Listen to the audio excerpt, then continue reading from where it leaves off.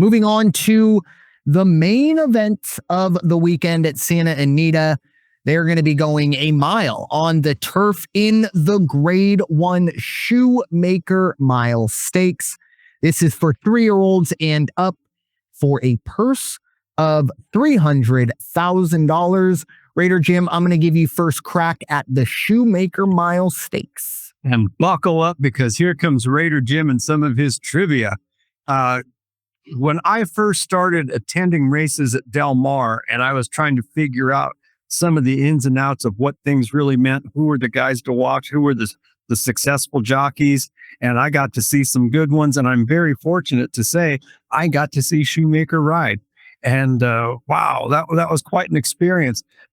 Willie Shoemaker, how good was he? Well, he was born, let's start at the very beginning. He was born August 19th, 1931, 3 years after my mom. They share the same birthday, believe it or not. When he was born, he weighed 38 ounces. They put him in a shoebox and put him in an oven to keep him alive, because they figured he wasn't going to make it through the night. But he beat the odds. How about that? Willie Shoemaker beat the odds.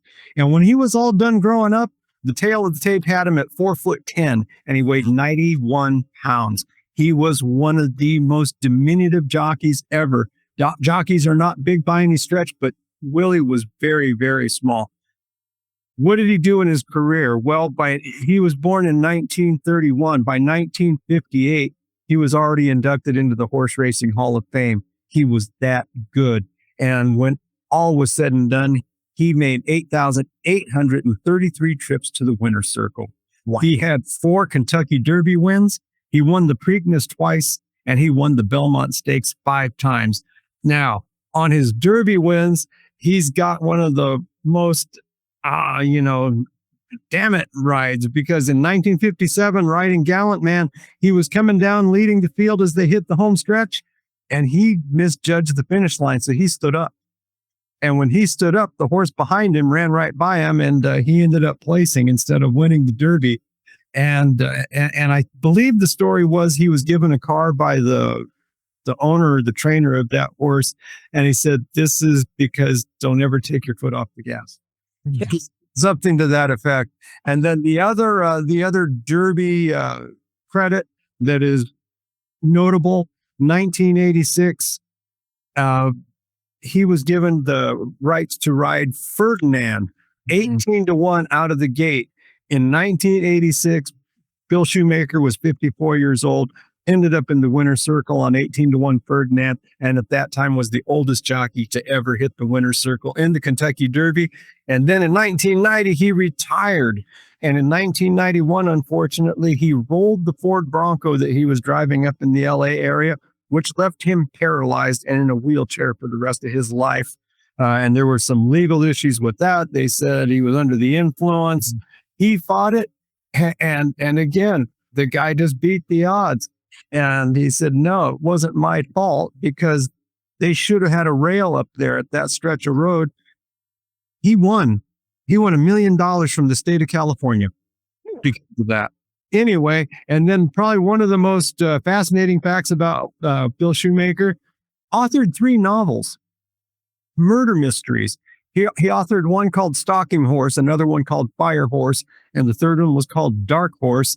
Well, it's something that really people don't realize how prolific this guy was when it came to talking horses, riding horses, training horses, although he wasn't that successful as a trainer.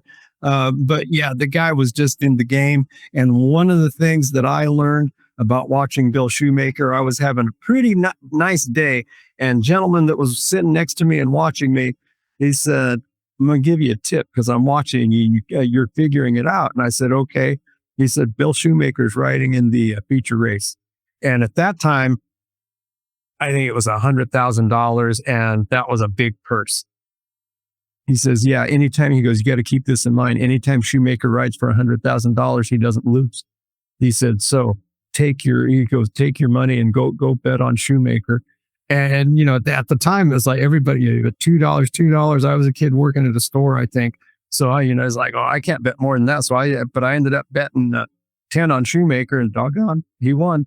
He sure did. And yeah. So just very, very much one of the most noted jockeys in horse racing ever that there ever will be. And pleasure that I got to see him run. And let's get on to talking about the race that they have named after him, the Shoemaker Mile Stakes. 9 entries, evenly matched too. This is going to be a pretty decent field. Kind of hard to call this one. Again, we're just kind of like throwing darts almost. One of the horses in the field is Goliad. Mm-hmm. Goliad has got a good record for career earnings, but Goliad has kind of, to me, tapered off a little bit. I don't see Goliad being a challenge in this one, but you got to mention a horse with that pedigree and with that record. One of the horses I do like is Anita. Anita had 2 great races the last couple times out. However, they're dropping him back on the distance this time. And I'm wondering if that's going to go against him because he's not going to have those extra yards to keep his speed going or give that last final push. That could work against him because he tends to come from the back. Another horse, King of Gosford, Flavian Prat and Phil D'Amato again. I don't think you can go wrong looking at King of Gosford in this one. Seminole Chief with Irad Ortiz. Watch out because that horse, Seminole Chief, winner circle the last time out. Pretty good, is 56% as far as hitting the winner circle and after 9 starts. I do like that. Number 7, Mi Hermano Ramon. Watch out for Mi Hermano Ramon. Didn't have that great of a run the last time out, but there's something competitive about this horse, and I think it's going to respond very well to the Santa Anita track, and you can't even look past, for that matter, number 8, Cabo Spirit. I like Cabo Spirit. I think Cabo Spirit, one of the top earners in this field, and definitely going to be in there. But like I say, give me another 5, give me another couple days before they start throwing up some handicappers numbers and see how close I am to getting it. Formidable Man. I can't stop talking without talking about Formidable Man. Last out is the winner circle. Why is that important? Because it was the grade 1 Kilroe Mile with Umberto Rispoli on the saddle, and he's going to be doing that again. To me, that's the front runner in this race. Yeah, my only hang up on Formidable Man is this horse does not generally run 2 good races in a row and was very good in the Frank Kilroy. The best it's ever been. And who knows, it's a 4-year-old. It's not like, it's just going to have 1 good race and 1 bad race. I always reference, I think it was Art Collector. It's not guaranteed that it's going to go like that. Again, 4-year-olds, sometimes things click. And I do think that is a possibility.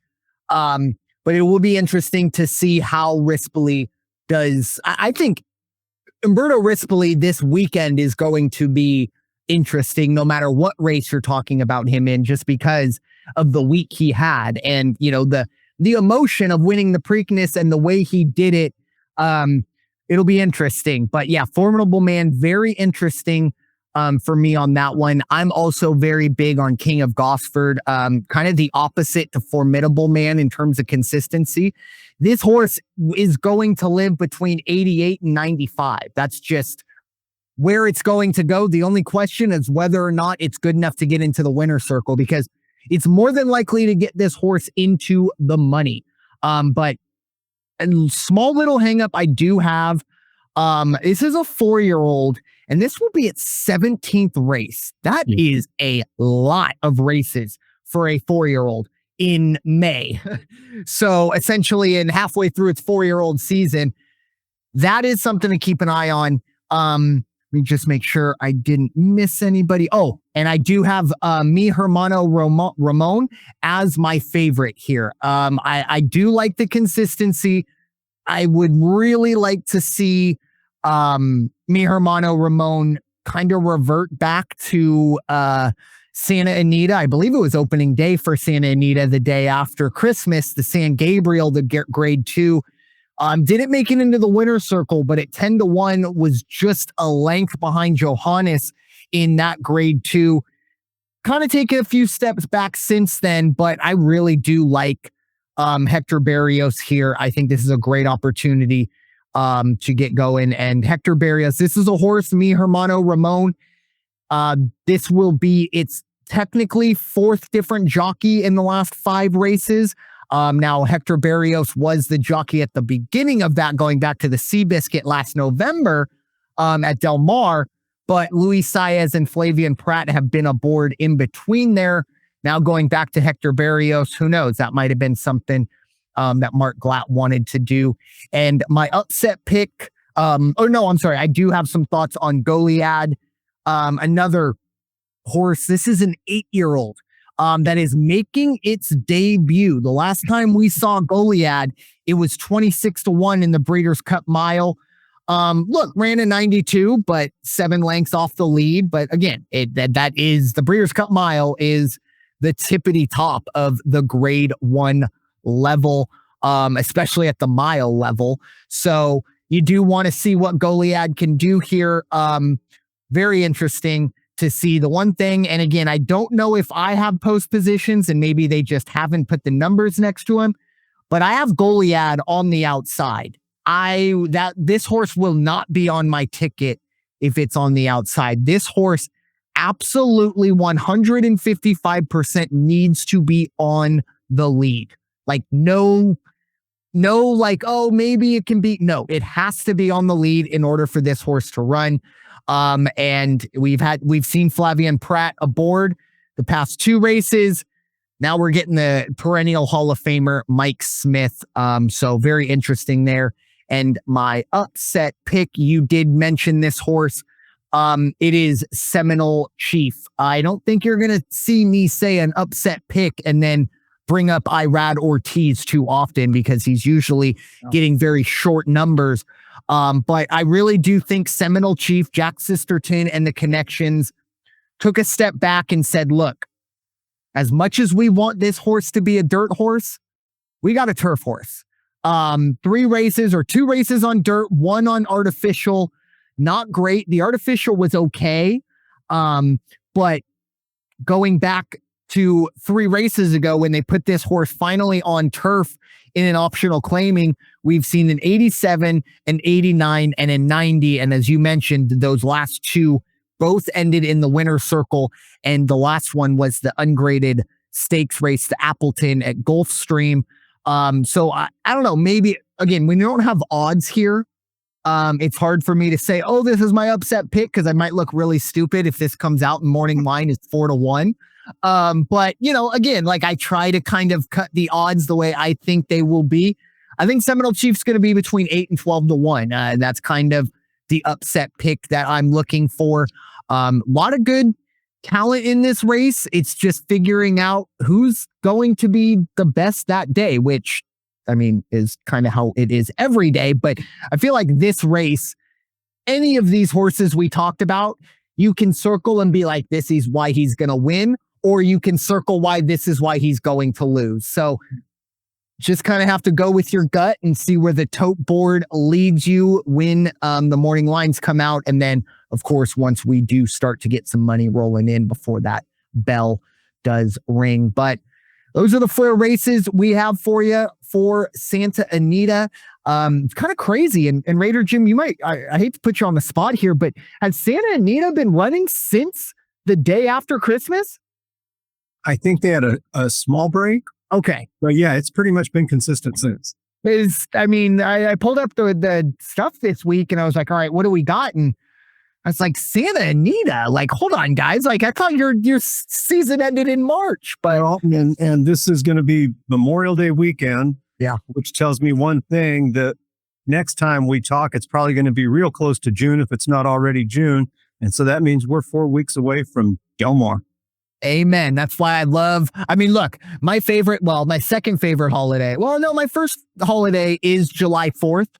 And a big reason why it is my favorite is because the Del Mar Fair, and I know it's not called that anymore, but I will always call it the Del Mar Fair, always ends on July 4th. And it's 10 days later, essentially. It's like, all right, get the carnies out, get the thoroughbreds in. Let's get this show on the road. And very few things in this city that I detest as much as the fair. So it's it's kind of a dichotomy of like a month straight of like, I won't go anywhere near that place. And then 2 months straight of, I mean, I'll walk there if I have to. So that's kind of how Del Mar goes. But yeah, you're right. Very, very close to this summer season. And you thought we were going to go through the entire episode without bringing it up. But after that summer season, you know what we're waiting for. The Breeders' Cup at Del Mar.